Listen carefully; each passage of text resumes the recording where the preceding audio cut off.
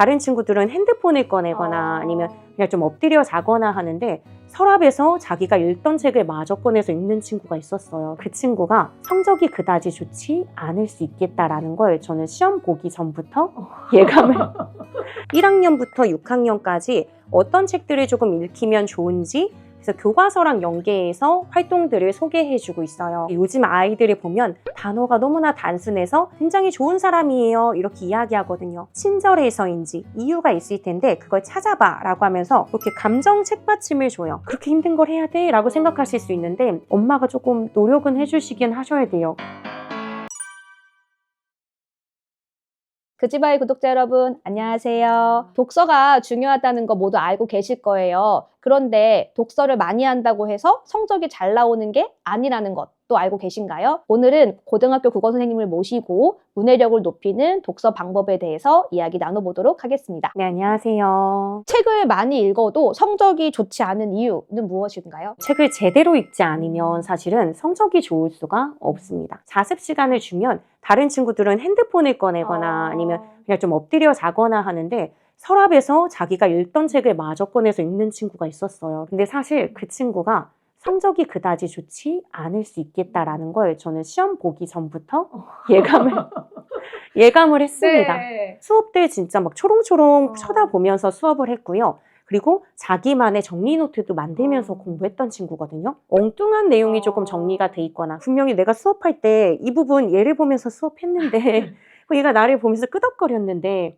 왜 이 부분을 이렇게 질문하지? 그러면 분명히 들으면서도 이해가 좀 잘 안 됐던 거예요. 저희 아이, 첫째 아이가 사실 그런 과거든요. 좀 슬프지만 책을 막 쌓아놓고 읽어요. 이렇게 많이 읽는데 2줄 정도 내용 요약하게 하는데 너무 엉뚱하게 써놔요. 빠진 문장만 집중해서 본다든지 일주일에 한두 번 정도는 이걸로 오늘은 문제집도 안 할 거고 국어 공부 이걸로 그냥 할 거야. 게임처럼 OX 퀴즈로 해서 엄마가 나를 시험하나? 라고 기분 나쁘지 않은 정도로 하시거나 그럼에도 불구하고 좀 아이가 싫어한다. 네가 읽은 내용 바탕으로 퀴즈 내면 엄마가 맞춰볼게. 그러니까 뭐 3문제만 내줘. 너무 이상한 문제 낼 때가 있어요. 주변부 인물인데 걔 사건에 주목해서 그것만 물어볼 때도 있거든요. 주인공이 누군 것 같은데 엄마는 이것도 조금 궁금했어. 이것도 같이 물어봐 줄래? 뭐 이렇게 얘기를 한다든지 해서 핵심을 잡고 아이가 좀 접근할 수 있게 그렇게 연습을 시켜주셔야지 그냥 책 잘 읽는다고 내버려 두시면 고등학교 땐 정말 고치기 어려워요.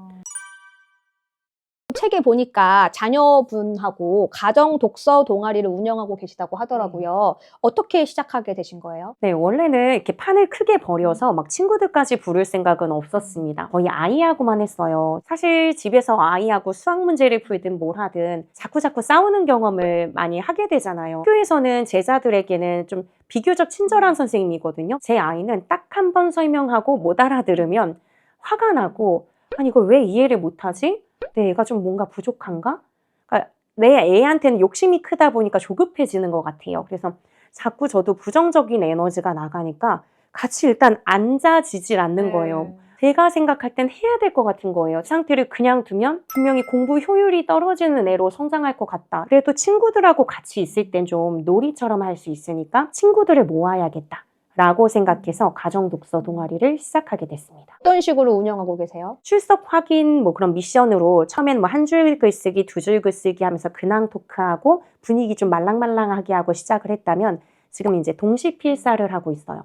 왜냐하면 고등학교 가면 시를 너무 어려워하는데 동시집에도 이미 고등학교에서 봐야 되는 시 개념이 다 있거든요. 그런 다음에 이제 본격적으로 책을 읽어요. 제가 그냥 그림책을 앞에서 읽어줍니다. 중간에 아이들한테 질문하면 대답하고 이런저런 이야기들을 나누거든요. 그러고 나면 이해했는지 확인하는 활동지를 푸는데 제 애하고는 되게 안 됐던 활동이거든요. 약간의 경쟁심? 이게 있더라고요. 친구들끼리 앉아서 내가 더 많이 맞춰야지 막 이런 게 있고 그렇게 한 다음에는 이 주인공이 왜 이 말을 한 것 같아? 아니면 이 사건이 왜 벌어졌을까?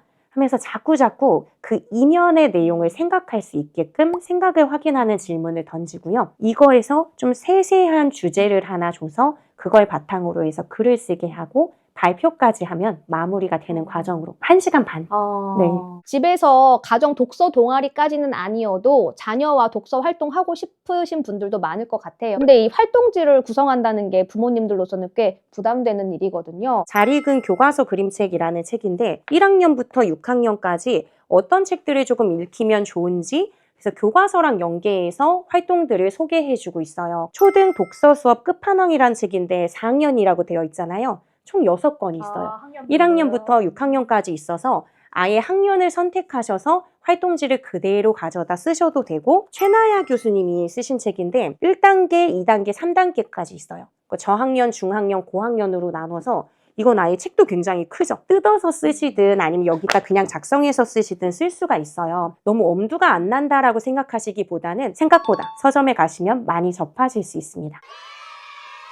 자녀분들이랑 국어랑 독서 활동 어떤 거 하시는지 소개 좀 더 부탁드릴게요. 인물이 하고 있는 행동에 대한 판단이나 느낌 같은 걸 묻곤 해요. 근데 요즘 아이들을 보면 단어가 너무나 단순해서 굉장히 좋은 사람이에요, 이렇게 이야기하거든요. 내가 가진 것을 베푸는 희생 정신이 있어서인지, 친절해서인지 이유가 있을 텐데 그걸 찾아봐 라고 하면서 이렇게 감정 책받침을 줘요. 250개 넘게 있는 단어들을 모아둔 거고요. 그 사람의 어떤 캐릭터, 성격을 더 명확하게 깨닫게 되는 면이 있어요. 일기를 쓰거나 독후감을 쓸 때도 오늘 하루 좋았다, 괜찮았다 이것만 쓰잖아요. 단어를 찾다 보면 글의 내용이 더 구체적이고 좀 풍부해져요. 아이와의 독서 활동이 조금 지루해지는 것 같다, 아니면 어떻게 해야 될지 나는 좀 방향이 안 잡힌다 하면 아이랑 같이 책을 읽으시고 주사위 하나만 준비해 주세요. 인물의 성격을 물어보거나 다양한 책과 관련된 퀴즈들이 있거든요. 약간의 용어들도 배워요. 제가 여기에는 시간적 배경이 뭐지, 아니면 공간적 배경이 뭐지 이런 것도 해놨거든요. 그냥 막연히 읽었을 때보다 더 구석구석 내용도 파악하면서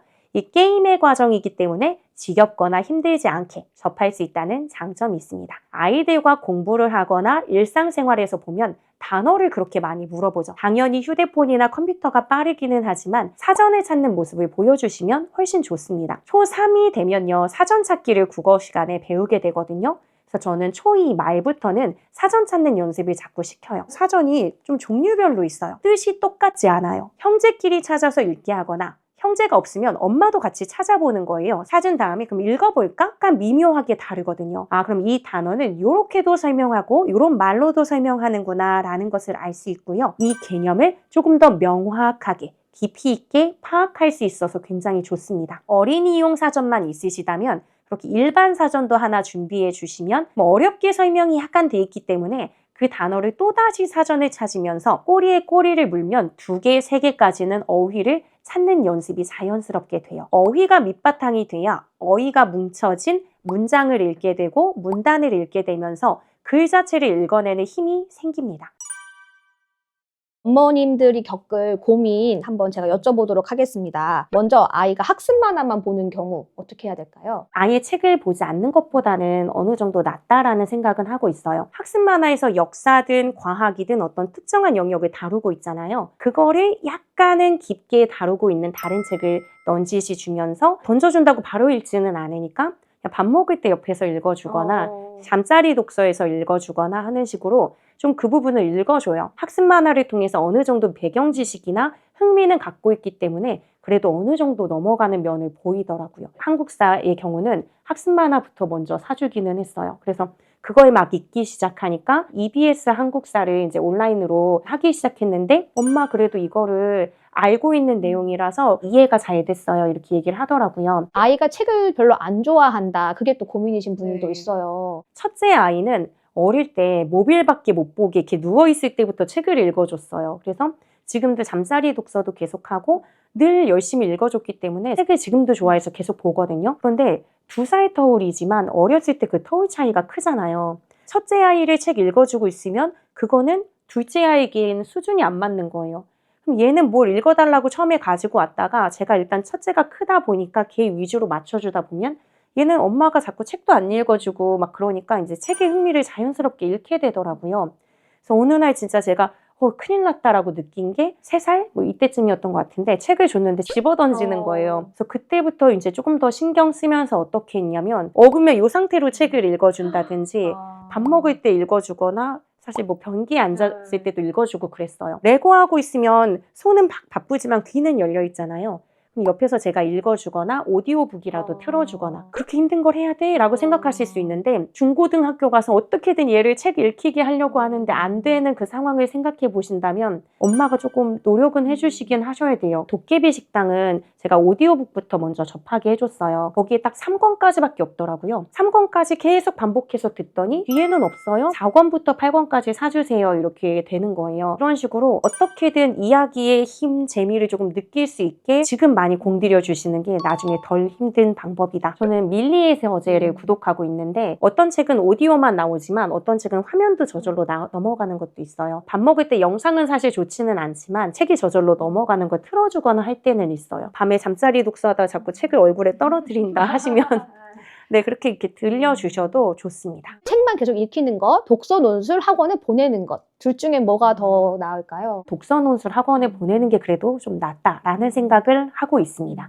책만 읽게 되면 우리 머릿속에서 벌어지는 과정은 엄마가 직접 알 수는 없어요. 그래도 독서 논술 학원에 가게 되면 중요하다라고 생각이 드는 그런 책들은 조금 읽게 될 거고 친구들하고 같이 대화를 나눌 수 있기 때문에 그런 기회를 일주일에 한 번이라도 갖는 것과 그렇지 않은 것은 다르다고 생각해요. 독서 논술 학원을 선택하실 때 이런 점은 조금 주의해라 이런 것도 혹시 있을까요? 제가 처음에는 독서 논술 학원을 알아보지 않은 것은 아니었고 어떤 책을 갖고 어떤 활동을 하지? 이게 정말 궁금했어요. 그래서 그 책 목록들을 한번 살펴봤는데 대체로 초1을 대상으로 하는데도 글밥책이더라고요. 그럼 이 글밥책을 가지고 어떻게 활동을 하지? 다 숙제라고 하더라고요. 초등 저학년인데 읽고 나서 기억한 상태로 가서 독서 토론이나 이런 걸 하고 글을 쓰는 활동들을 한다라고 말씀을 해주셨어요. 독서 발달 단계를 보면 아직 저학년은 묵독이 완성되는 단계가 아니에요.